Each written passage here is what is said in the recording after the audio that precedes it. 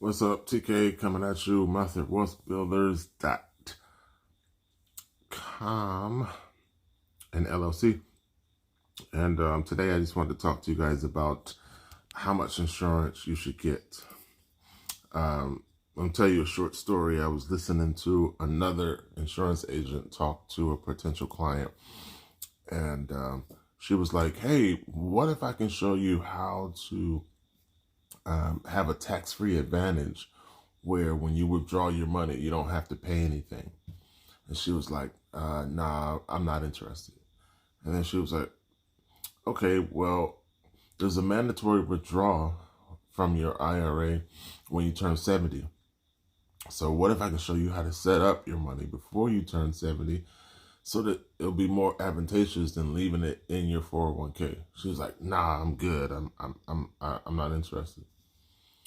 So she asked her like one more question. She was like, what if I can show you if there's a way to go to Vegas and you never lose? And she was like, what? She was like, yeah, I can show you how you invest your money into an insurance contract. Your principal is guaranteed and you never lose. You're always going to be protected with whatever money you put into the account. She was like, no, I'm not interested. So the point of the story is some people can't be helped.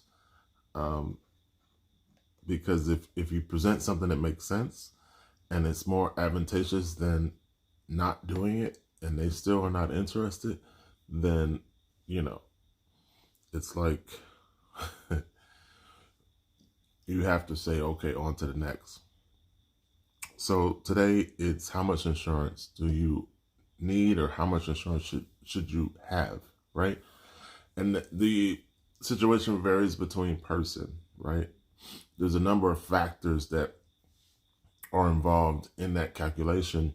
It's your current income, your age, your sex, and, where you are in your career, But here's the general rule of thumb.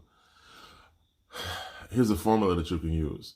Take term and use that type of insurance for whatever your overall expense is. So all of your bills should be covered with term. Plus, you want to have a little bit left over for your family, right? So take your total expense and then, add a little bit over so your family has something left over, and that's how much you need in term, right? And then you go further, you get an index universal life, which is a growth product. So that's something that you pay into, you get tax-free cash accumulation, and the longer you have it, the more cash you build. You can borrow against that later on in life. So that's a growth product. You got your term, which covers your debt. You have your index universal life, which covers your growth. And then you add an additional growth strategy when you have a lump sum of money, say, I don't know, tax return, bonus at work, whatever the case may be. When you have anywhere from 25 or more in cash, you want to put that into a deferred indexed annuity. And that's in another growth product, right? So you have two growth products, and then you have a debt coverage. And the debt coverage is going to help you.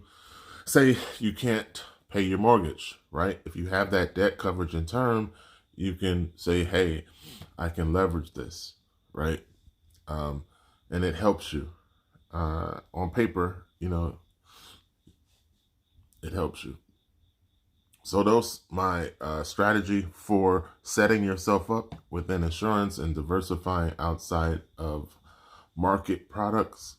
Because when we say off market, what we're saying is you're not really participating in the stock market. You're just using it as a index to credit your account.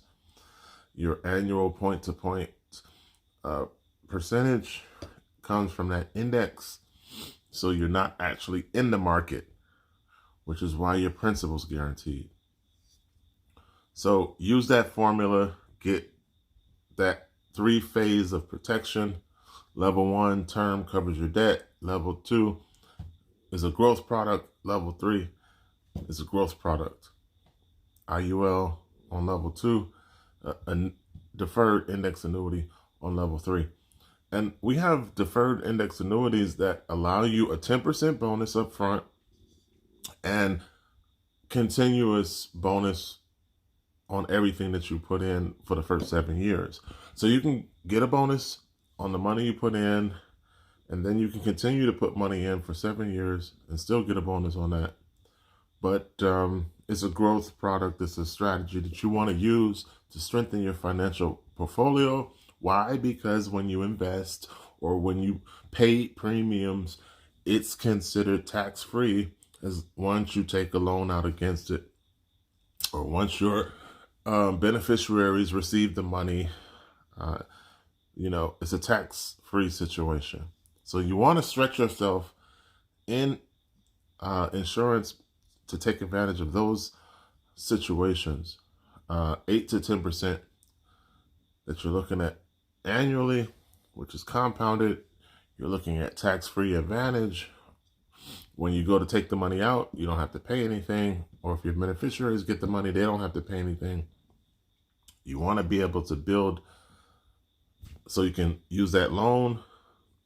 And then you want to be able to have that debt coverage. Whatever your household bills are or your total debt, you want to be able to have that covered. So take the time, click the link in my bio, schedule a Zoom call. I can get you covered in 3 simple steps. But use this information. Hopefully it helps somebody out there.